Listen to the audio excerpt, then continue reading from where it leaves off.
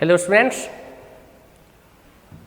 again you are welcome on the online classes for the chemistry part 1 under the course BSc B.Ed integrated course and for the college of Shahid Pramod B.Ed College Muzaffarpur. So today under this topic we will discuss about the periodic properties, and in the periodic properties basically we will discuss today atomic radius. So in the previous classes we have already discussed about the modern periodic table and what are the highlights of that. It has already been discussed. So later on we will see today periodic properties. So in the modern periodic table, the elements are arranged on the basis of atomic number, and one properties of periodic table already we have discussed, that is periodicity.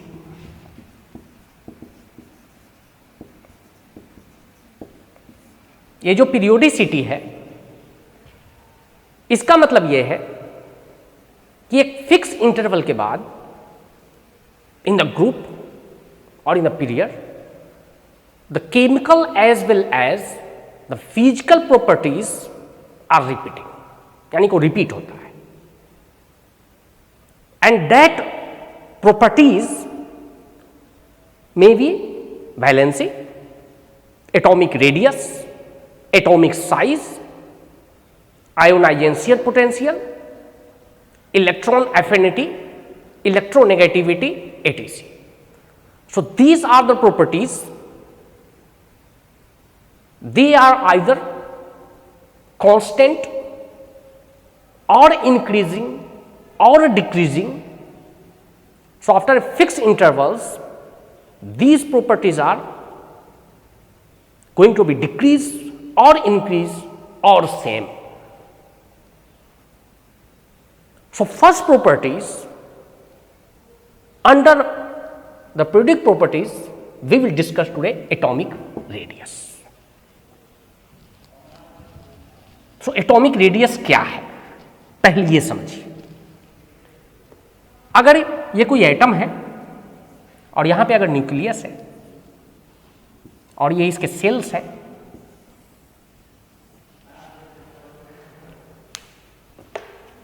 इसके जो वो sales हैं, तो इसके outer cell में जो electron है और ये जो न्यूक्लियस है उसके बीच के डिस्टेंस को ही हम एटॉमिक रेडियस कहते हैं. यानी कि atomic radius is defined as the distance between nucleus of an atom and the outermost electron in the outer shells of an atom. This distance is called atomic radius. Okay, as far as concerned the definition, it can be defined. What problem is there? कि as we have discussed, as per dual nature of electron, so electron is having matter as well as wave nature. यानी कि electron के पास दोनों nature है, particle nature भी है और wave nature भी. So if you consider electron as a particle then this definition of atomic radius is okay, but since it is also a wave, so you can only give a probability of finding electrons in the outer shell. In the Schrodinger's wave equation we have discussed कि ये electron कहां पे रहेगा केवल हम उसका probability दे सकते हैं, यानी कि उसका एग्जैक्ट पोजीशन आप अंदाजा लगा सकते हैं, संभावना व्यक्त कर सकते हैं, but you can not find the exact position. तो in that case this definition is not absolute, you can say, यानी कि ये जो डिफिनीशन जो हमने बताया कि इसके न्यूक्लियस और जो इलेक्ट्रॉन है उसके बीच का जो डिस्टेंस एटॉमिक रेडियस है, it is not absolute.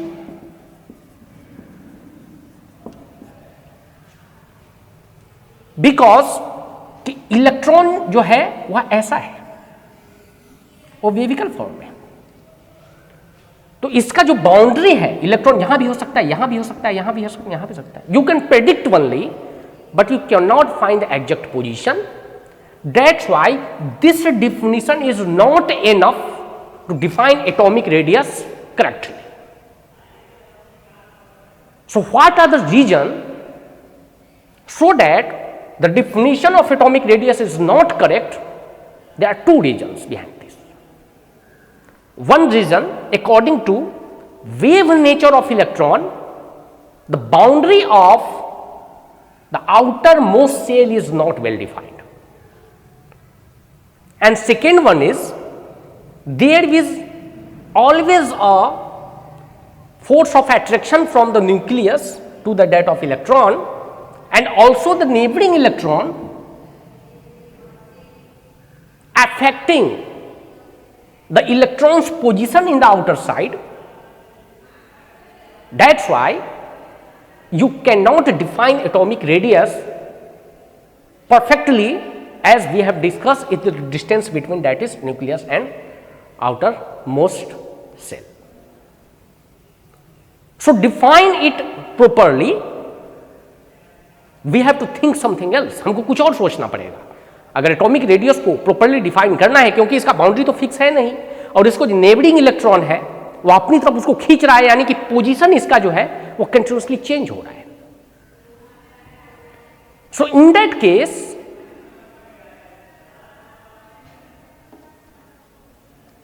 we have to find out the closest size of a cell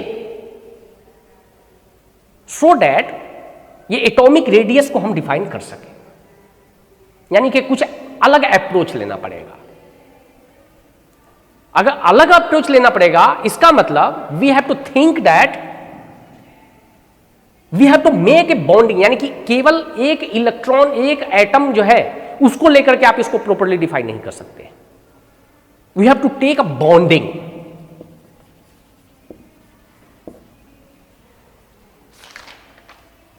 यानी इसके बॉन्डेड स्टेट को डिफाइन करना पड़ेगा।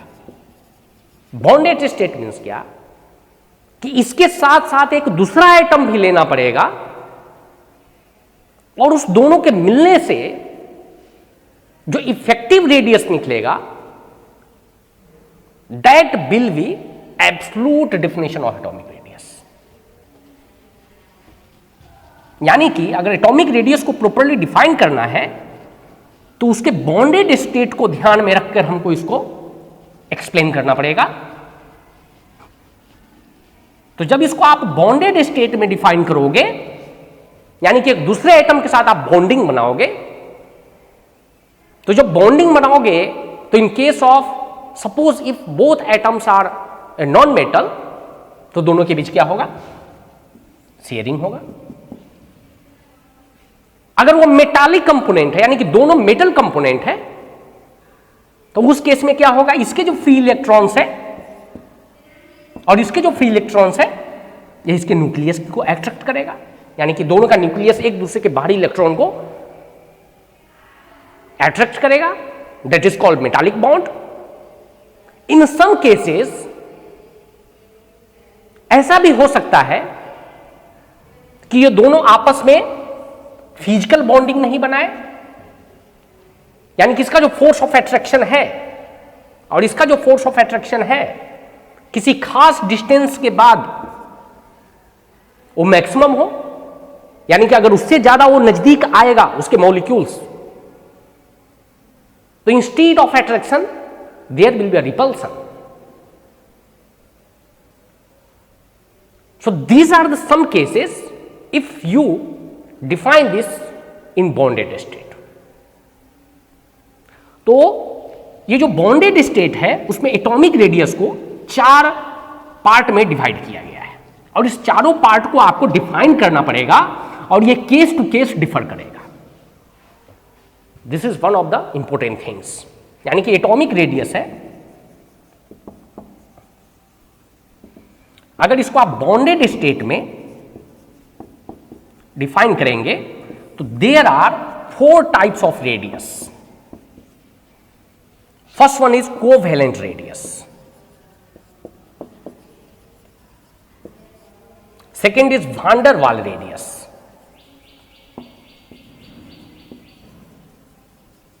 Third one is metallic radius, and fourth one is ionic radius. यानी कि atomic structure को define करने के लिए या एटॉमिक रेडियस को डिफाइन करने के लिए you have to discuss all these radius. और ये जो रेडियस है या एटम के हिसाब से डिफर करता है। हो सकता है कि कुछ एटम आपस में शेयरिंग करके बॉन्ड बनाए, हो सकता है कि कुछ एटम जो दोनों मेटल हो वो एक दूसरे को इलेक्ट्रॉन ट्रांसफर कर सकता है।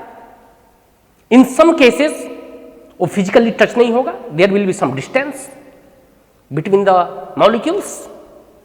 तो ये मेटल टू मेटल और एलिमेंट टू एलिमेंट डिफर करता है। So now we will discuss all these 4 radius on the atomic radius one by one. यानी कि हम कोवैलेंट रेडियस क्या है उसके बारे में बात करेंगे, फिर वांडर वाल रेडियस है उसके बारे में बात करेंगे, इलेक्ट्रॉन मेटालिक रेडियस के बारे में बात करेंगे, फिर आयोनिक रेडियस के बारे में बात करेंगे।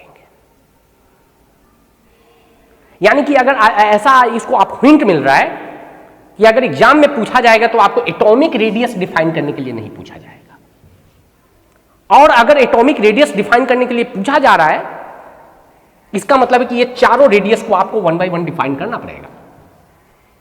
यानी तो जनरली एटॉमिक रेडियस के अंतर्गत इसमें से चारों में से कोई एक पूछा जाएगा या 2 पूछा जाएगा। ओके, तो अब क्लियर है अभी कि एटॉमिक रेडियस को हम अकेले डिफाइन नहीं कर सकते, उसके जो टाइप्स है उसको डिफाइन करना पड़ेगा। तो now first of all I would like to discuss covalent radius.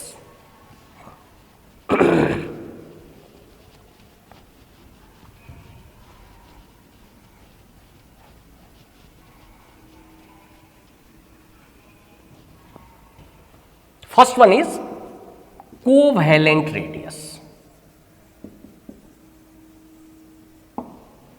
अभी नाम से कुछ पता चल रहा है आपको? कोवैलेंट मीन्स क्या कि अगर कोई 2 एटम है, यानी कि इसके वैलेंसी को ये पूरा कर रहा है और इसके वैलेंसी को ये पूरा कर रहा है, यानी कि एक दूसरे से परस्पर वो शेयरिंग कर रहे हैं, और उस केस में हमको इस दोनों एटम का रेडियस निकालना है।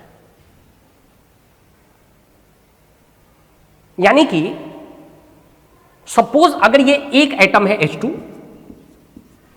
और दूसरा भी H2 है, तो इसका न्यूक्लियस यहां पे है, इसका न्यूक्लियस यहां पे है, और दोनों शेयरिंग करके बॉन्ड बना रहे हैं।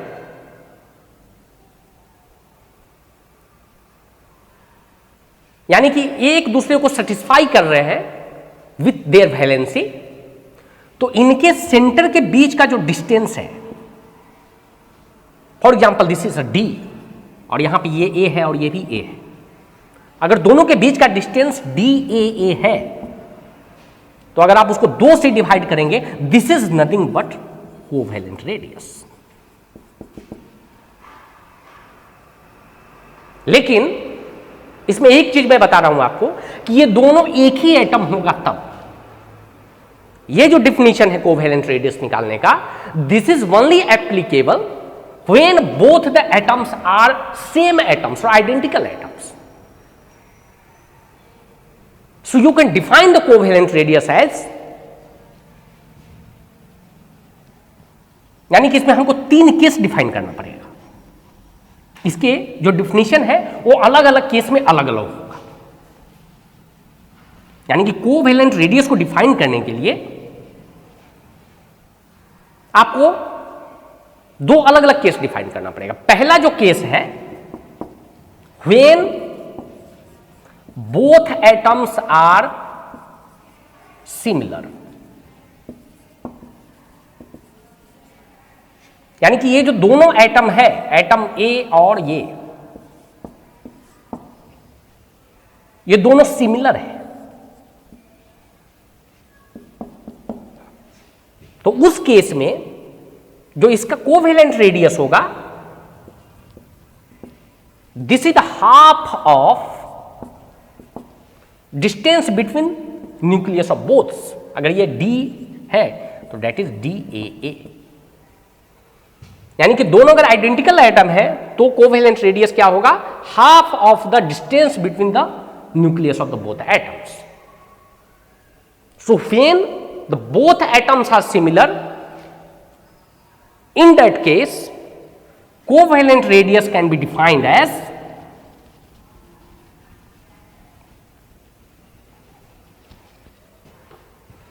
covalent radius is defined as half of the distance between nuclei of both similar atoms।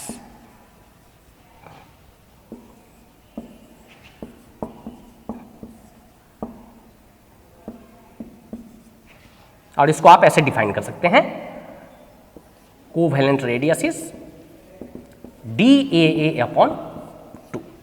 So when both the atoms are similar, so simply इसको डिफाइन करना बहुत आसान है कि दोनों एटम के बीच का सेंटर जो है और सेंटर के बीच की जो दूरी है उसको 2 से डिवाइड करो, that is nothing but covalent radius.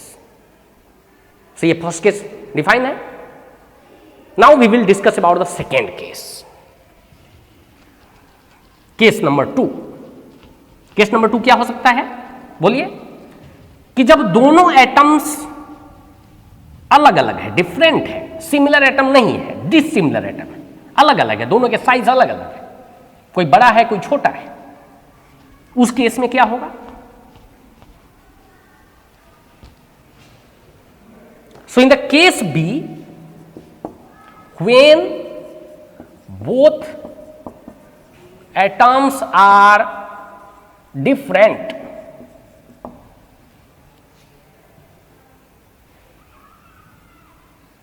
तो अगर दोनों एटम्स डिफरेंट है तो हम उसको डिफाइन कर सकते हैं? नहीं, बिकॉज कि अगर दोनों एटम्स अलग अलग हैं, इसका मतलब यह है कि दोनों के बाहरी कक्षा में जो इलेक्ट्रॉन है उसका भी प्रॉपर्टी निश्चित रूप से अलग अलग होगा। यानी कि किसी भी एटम का जो प्रॉपर्टी है बाहरी इलेक्ट्रॉन का, वो नंबर ऑफ इलेक्ट्रॉन्स पे डिपेंड करता है।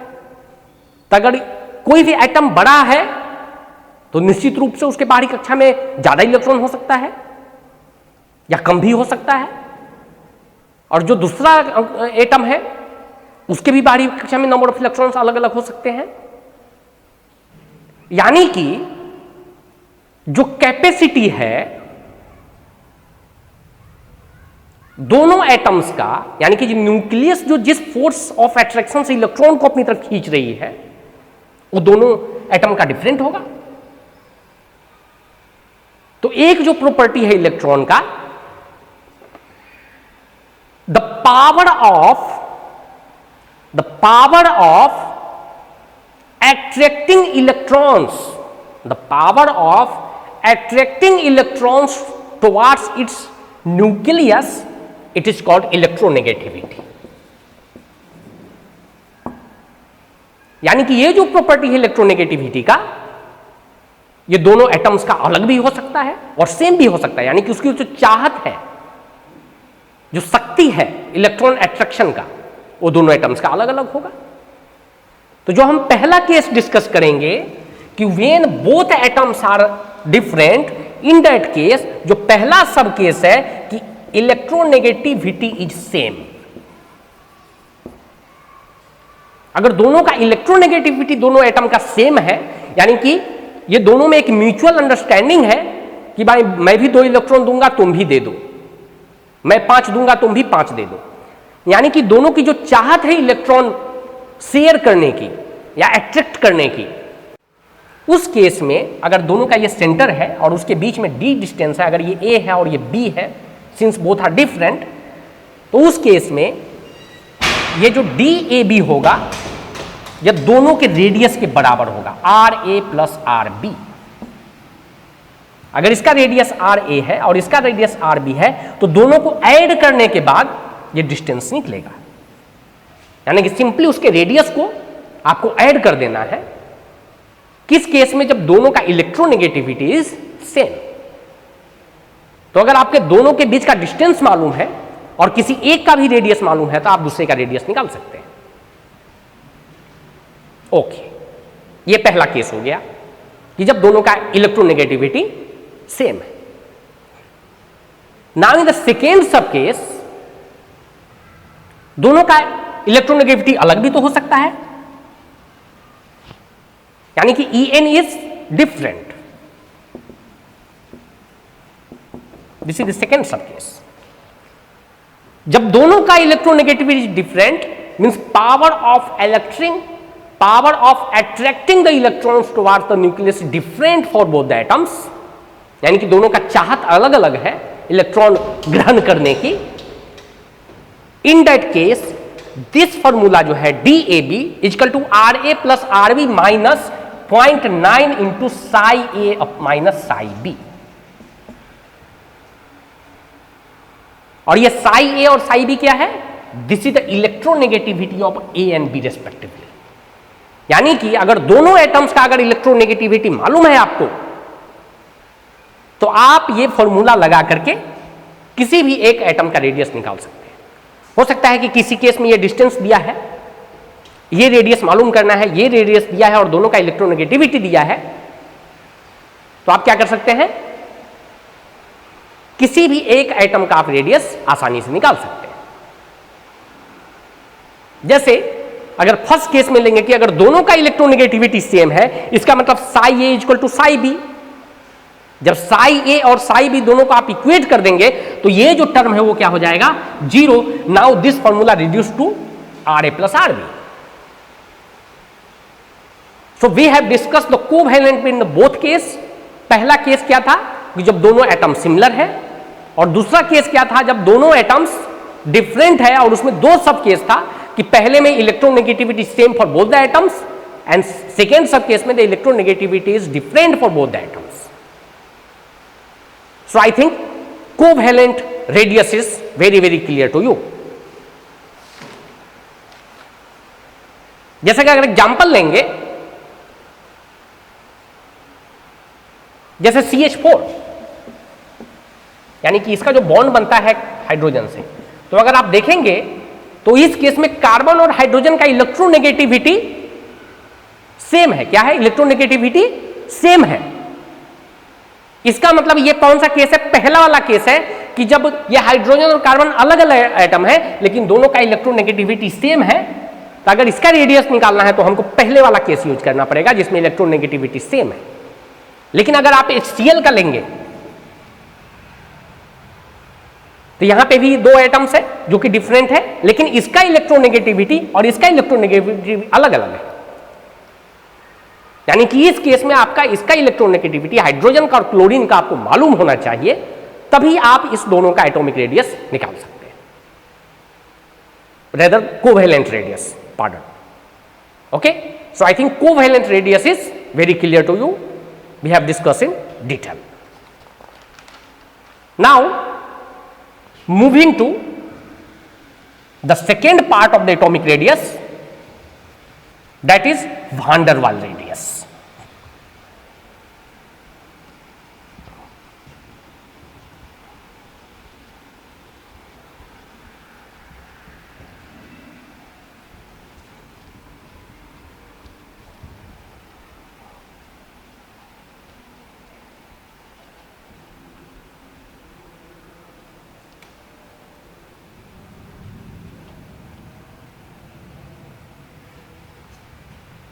Write down van der Waals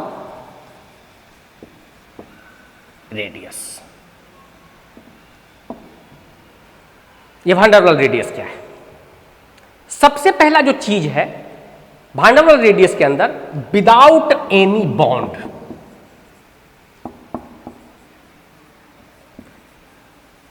यानी कि इस केस में अगर आपको वान डेर वाल रेडियस निकालना है तो दोनों एटम्स जिसका आपको रेडियस निकालना है उसमें कोई बॉन्डिंग नहीं रहेगा, पहला चीज। The second important thing is this is not between the atoms but it depends upon the molecules of the atoms, यानी कि between molecules of the atom।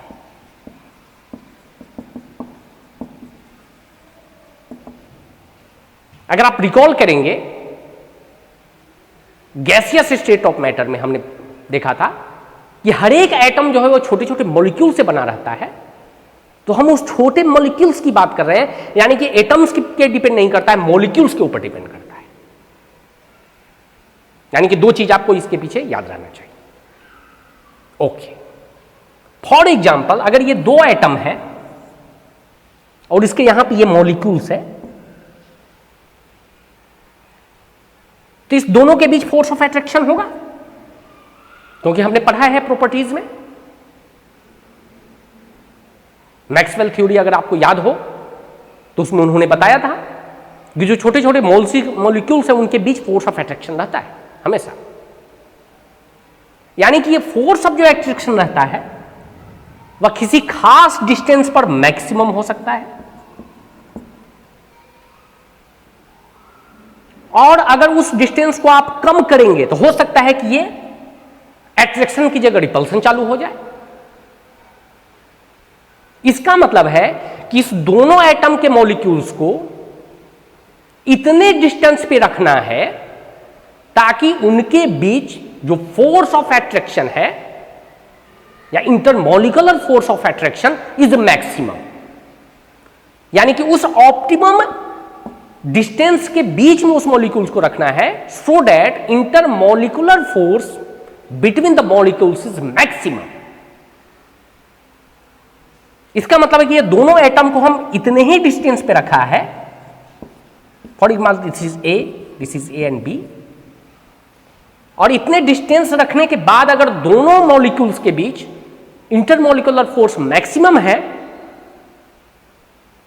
तब उस केस में अगर हमको वान डेर वाल रेडियस निकालना है, सो दैट इज DAB/2, यानी कि दोनों के बीच के डिस्टेंस को 2 से डिवाइड कर दो, उसको हम क्या बोलेंगे, वान डेर वाल रेडियस। यानी कि वान डेर वाल रेडियस को अगर डिफाइन करना है तो उसको हम कैसे डिफाइन कर सकते हैं,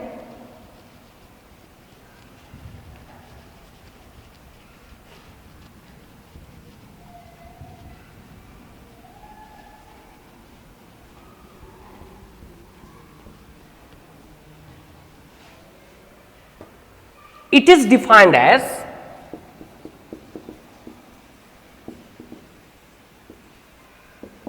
the half of the distance between optimum distance, half of the optimum distance, optimum word बहुत इंपॉर्टेंट है। ऑप्टिमम मीन्स क्या, ऐसा डिस्टेंस जहां पे intermolecular force between molecules is maximum, highest. So it is defined as the half of the optimum distance between the two molecules when the intermolecular attraction force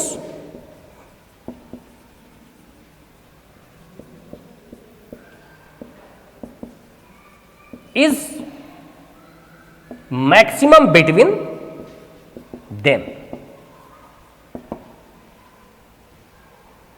Okay, suppose there are two different atoms A and B, and this is the distance D, this is the optimum distance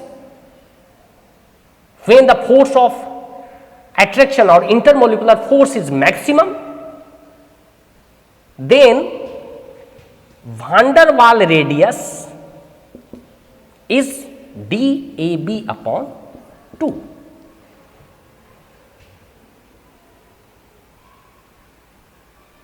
okay, लेकिन अगर दो से ज्यादा भी molecules रहेगा, because की molecules दो ही तो नहीं होंगे, इसके भी कुछ मॉलिक्यूल्स होंगे, उसके भी कुछ मॉलिक्यूल्स होंगे, कुछ ए एटम का रहेगा, कुछ बी एटम का रहेगा। अगर ऐसा कुछ केस आता है, जैसे सपोज ऐसा है कि यहां पे ए और बी है, फिर जो दूसरा एटम्स है उसके मॉलिक्यूल्स में यहां पे बी और ए है, फिर तीसरा जो है उसमें ए और बी है। तो अगर आपको बी एटम का रेडियस निकालना है तो ये बी और बी के बीच का डिस्टेंस आपको मालूम रहेगा, तो ये दोनों के बीच के डिस्टेंस को 2 से डिवाइड कर दो तो रेडियस ऑफ बी निकल जाएगा। अगर रेडियस ऑफ ए निकालना है तो इसके और इसके यानी कि ए बीच का डिस्टेंस अगर डी है तो डी ए अपॉन 2 करेंगे तो इसका रेडियस निकल जाएगा।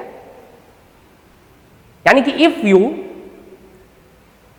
Like to calculate the atomic radius between more than 2 atoms, then you will have to find out like this, यानी कि ये यूज करके आप उसका van der Waal रेडियस निकाल सकते हैं। Okay, one another important thing regarding this, कि since there is no bond among the atoms, यानी कि इसमें जो भी एटम्स है जिसका रेडियस आपको निकालना है तो उसमें कोई बॉन्डिंग नहीं हो रहा है। अगर बॉन्डिंग नहीं हो रहा है तो बॉन्डिंग नहीं होने के पीछे क्या कारण हो सकता है? बॉन्डिंग नहीं होने के कारण ये हो सकते हैं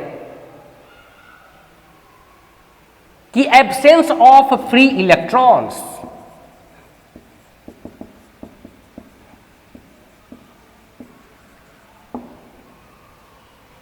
यानी कि जैसे अगर दो पड़ोसी है और दोनों संपन्न है, न इनके पास ज्यादा पैसा है न उनके पास ज्यादा पैसा है, न इनके पास कम है न उनके पास कम है, और ऐसा भी केस नहीं है कि मेरे पास कम है उनके पास ज्यादा है। इसका मतलब है कि दोनों पड़ोसी ने एक दूसरे को कुछ देंगे न लेंगे, ना हमको जरूरत है ना आपको जरूरत है, तो उस केस में बॉन्डिंग होता है क्या? नहीं होता है। आप अपने घर पे ट्राई करो कि आपका जो दोस्ती होता है किसी के साथ, इसका मतलब दोनों में बॉन्डिंग होता है, कुछ पैसे आप लेते हैं कुछ देते हैं। लेकिन ऐसा सपोज करो कि ना हमको कुछ लेना है ना देना है, हमको कुछ लेना ही देना नहीं है, इसका मतलब ही दोनों में बॉन्डिंग नहीं हो सकता है। तो सेम केसेस हियर, इसका मतलब है कि जो दोनों एटम्स है जिसमें van der Waal रेडियस निकाल रहे हैं उसके पास फ्री इलेक्ट्रॉन्स नहीं है, यानी कि वो संपन्न है, उनको जरूरत ही नहीं है किसी चीज का। तो पीरियडिक टेबल में कौन सा ऐसा ग्रुप है जिसमें कि ऐसे एटम्स हैं, ऐसे एलिमेंट्स हैं जिनके पास फ्री इलेक्ट्रॉन्स नहीं है? याद कीजिए, दैट इज ग्रुप नंबर 18। तो ग्रुप नंबर 18 में जितने भी एलिमेंट्स हैं उनके पास फ्री इलेक्ट्रॉन्स नहीं है, यानी कि वो इनर्ट है, अनरिएक्टिव है। That's why these elements in the group 18 is called inert gas. वो इनर्ट गैस है। क्यों? अगर कोई भी इनर्ट गैस उठा के ले लो, हीलियम, उसका ड्यूएट पूरा है, ऑर्गन, उसका ड्यूएट ऑक्टेट दोनों पूरा है, और कोई भी ऐसा इनर्ट गैस ले लो जिसके कि बाहरी कक्षा में अगर इलेक्ट्रॉनिक कन्फिग्रेशन आप लिखेंगे तो उसके बाहरी कक्षा में 0 इलेक्ट्रॉन्स आते हैं, यानी कि फ्री इलेक्ट्रॉन्स रहता ही नहीं कि वो शेयरिंग करे या ट्रांसफर करे। यानी कि van der Waal radius is applicable for inert gases और for inert elements. This is one of the important characteristics of this van der Waal radius. Now, if I want to compare the van der Waal radius as well as covalent radius, तो दोनों में बड़ा कौन है, ज्यादा कौन है? जैसे यहां पे कोवेलेंट रेडियस है और यहां पे van der Waals रेडियस है, radius covalent and radius van der Waals। तो ये दोनों में बड़ा कौन है, ज्यादा कौन हो सकता है, बोलो। आप यहां पे देखकर बता सकते हैं कि चूंकि दोनों में शेयरिंग हो रहा है, इसका मतलब ये एटम इसमें घुसा हुआ है, ये एटम इसमें घुसा हुआ है, तो ये जो डिस्टेंस है d1, और यहां पे देखो आप कि इस दोनों के बीच में तो गैप है, और उसके बाद इस दोनों के बीच का डिस्टेंस है। इसका मतलब जो डिस्टेंस होगा सेंटर टू सेंटर, उसमें ये गैप तो ऐड होगा, यानी कि निश्चित रूप से ये जो है van der Waals रेडियस वो बड़ा होगा as compare to covalent radius, because due to sharing ये जो सेंटर टू सेंटर डिस्टेंस है वो छोटा रहेगा, और ड्यू टू दिस गैप इसका जो सेंटर टू सेंटर रेडियस है वो और बड़ा हो जाएगा, बिकॉज दोनों के बीच में गैप है। तो covalent radius is always smaller than that of van der Waals radius. This is one of the important things regarding covalent radius, because यहां पे ये ओवरलैपिंग हो रहा है और यहां पे क्या है, गैप है। So this is all about van der Waals radius. Now we will discuss about the third radius, that is called metallic radius। यानी कि पहला वाला जो कोवेलेंट रेडियस जिसके बारे में बात किया वो जनरली नॉन मेटल्स के बीच में होता है, बिकॉज की जो शेयरिंग होता है वो नॉन मेटल्स के बीच में ही होता है, और जो दूसरा van der Waals रेडियस है वो इनर्ट गैस या इनर्ट एलिमेंट्स है, इनर्ट एटम्स है उसके बीच में होता है, बिकॉज कि उनके पास फ्री इलेक्ट्रॉन्स नहीं रहते हैं। Now we are going to discuss the third one, that is metallic radius।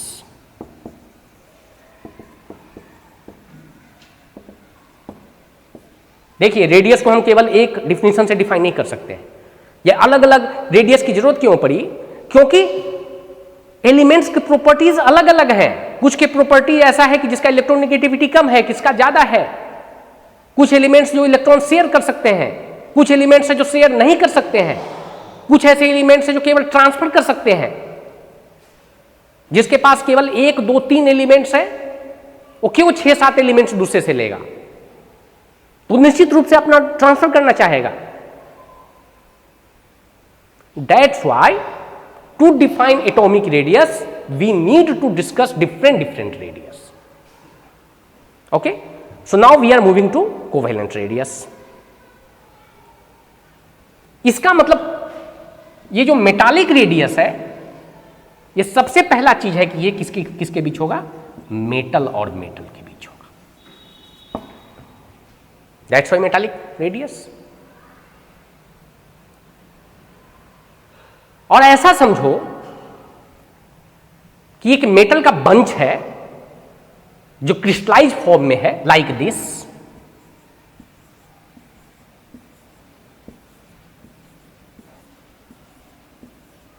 यहां पे शेयरिंग नहीं हो रहा है, इसका जो आउटर बाउंड्री एक दूसरे से टच किया हुआ है, ये क्रिस्टल फॉर्म में।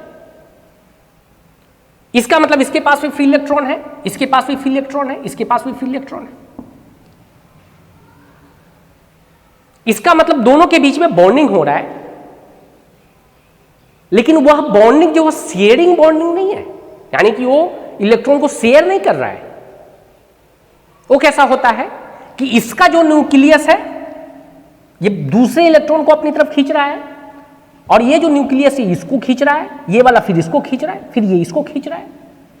यानी कि there is a attraction force between free electrons of other atoms and the nucleus of another atom. यानी कि ऐसा कुछ बंच है, ऐसा एक सीरीज है, और उस सीरीज के कारण ये एक दूसरे से बंधा हुआ है स्ट्रांगली। यानी कि इनके बीच एक फोर्स ऑफ अट्रैक्शन है। किसके किसके बीच, ये फ्री इलेक्ट्रॉन्स और न्यूक्लियस के बीच। यानी कि ऐसा जो बॉन्ड होता है उसको हम क्या बोलते हैं, metallic bond.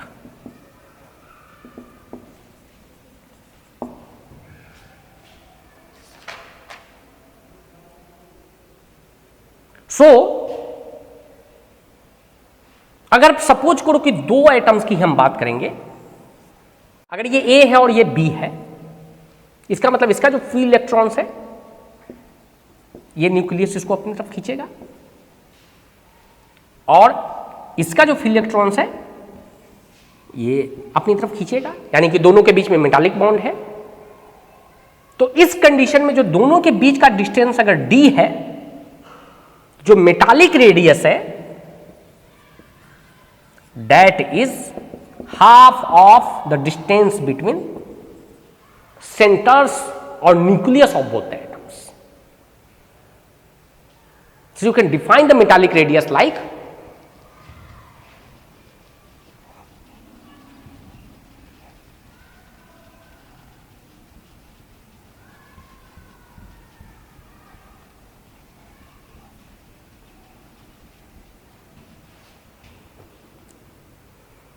the metallic radius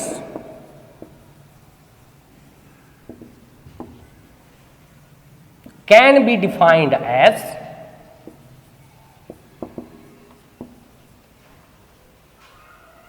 one half of the distance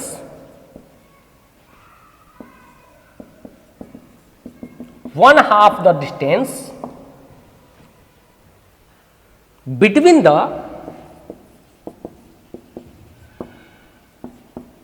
two nuclei of atoms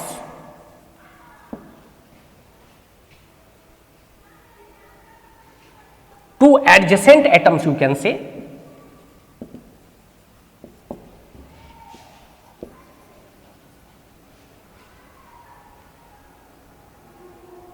in a metallic lattice. metallic lattice means क्या? यानी कि दोनों के बीच एक मेटालिक बॉन्ड है और ऐसा जो एक सीरीज बनता है उसको मेटालिक लैटिस बोलते हैं। अगर लैटिस में केवल दो ही एटम्स हैं, इसका मतलब है कि दोनों एटम्स के न्यूक्लियस के बीच का जो डिस्टेंस है उसको अगर आप 2 से डिवाइड कर देंगे, so that is nothing but metallic radius.